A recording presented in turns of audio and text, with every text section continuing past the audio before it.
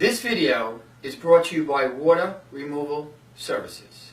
We are experts in mold detection, remediation, and removal. In this video, we are going to give you an overview of the mold removal process. In addition, I am in the basement of a house that we are currently completing a mold remediation job and will illustrate some of the concepts I will discuss. The background is a poly sheeting that is part of a containment strategy so we do not spread the mold to non-affected areas. Mold needs three things to grow: oxygen, a food source, and most importantly, moisture. Oxygen is all around us and is always available for mold growth. A food source for a mold spore is any organic material it lands on and absorbs. Food sources include sheetrock, latex paint, dust particles, wood, and paper. Moisture is the third and most critical component for mold to grow. It could come from any water source. Some examples include a poorly ventilated bathroom, damp basements and crawl spaces, flooding or water getting into the walls, broken or leaking pipes, leaking windows, leaking air conditioners. Obviously there are many others, but these are just some. Mold typically has a musty smell that alerts people to possible issues. Before starting any mold project, these general issues should be addressed. First, safety of the occupants and the individuals performing the mold remediation work. You should take all necessary actions to prevent cross-contamination or the spreading of the mold to non-affected areas. Eliminate the water source, which is creating the mold environment. Be sure to eliminate all mold with a process designed for non-porous, semi-porous, and porous materials. Porous is defined as the ability of a material to absorb water or for the water to penetrate. An example of a non-porous item would be glass or glazed tile. Carpet or sheetrock are considered porous, and wood and concrete are semi-porous. Locating the water or moisture source in a mold remediation process is a basic requirement for the mold project to be successful.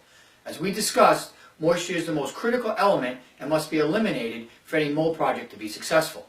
The moisture source must be determined and eliminated. This can be as simple as a broken pipe or can be quite tricky to determine the source.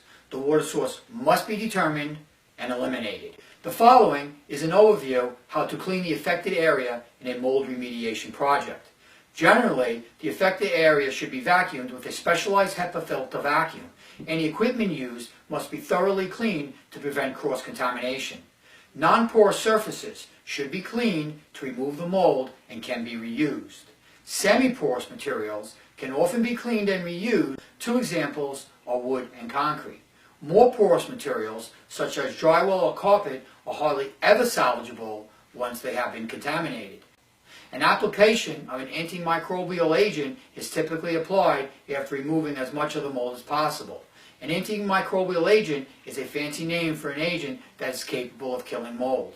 The chemistry of these agents has advanced and they are quite effective and safe when used appropriately.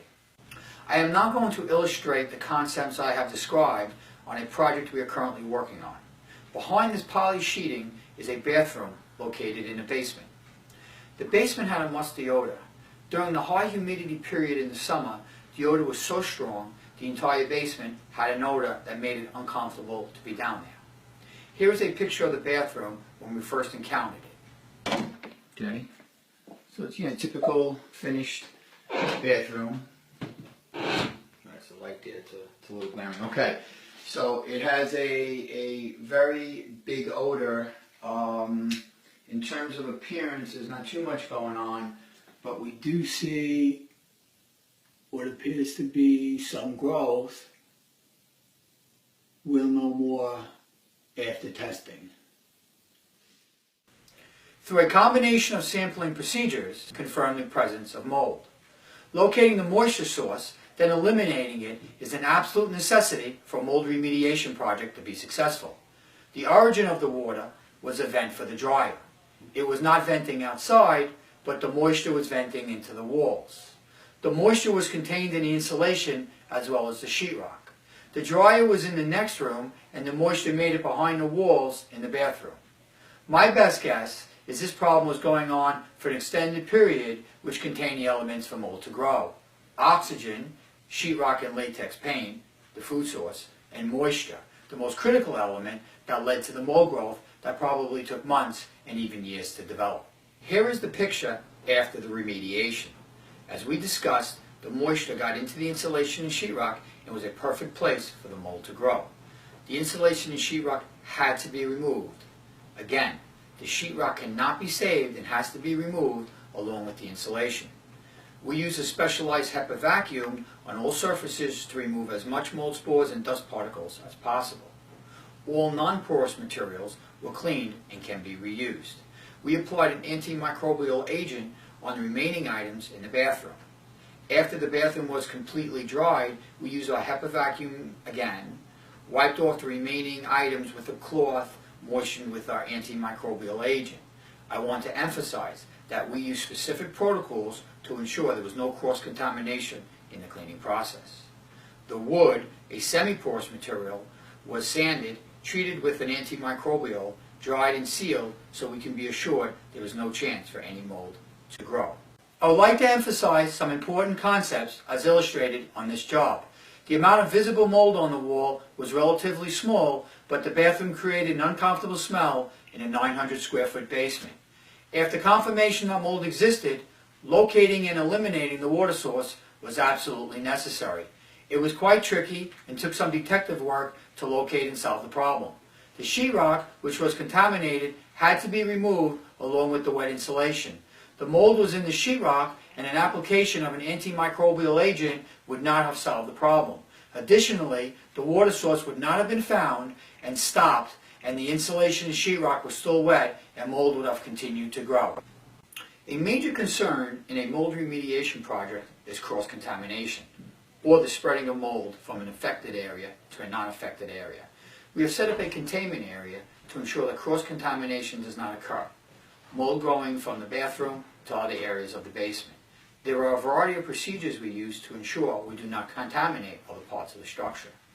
Some techniques to prevent cross-contamination include setting up a containment area, negative air, making sure the HVAC system does not spread the contamination, and double bagging affected items in the affected area as to not contaminate other areas. We use a variety of personal protective equipment to ensure our safety during a mold project. Some basic equipment include an air purifying respirator. Here is a picture of a half-face respirator, a full-face respirator, a protective suit with gloves. Of course, a respirator would be worn with the suit. Thank you for watching this video. I hope you have gained some insight into the mold remediation process. I want to emphasize that this video provides a general overview of best practice. Every situation is different, and professional judgment can influence specific decisions that are made on a particular job.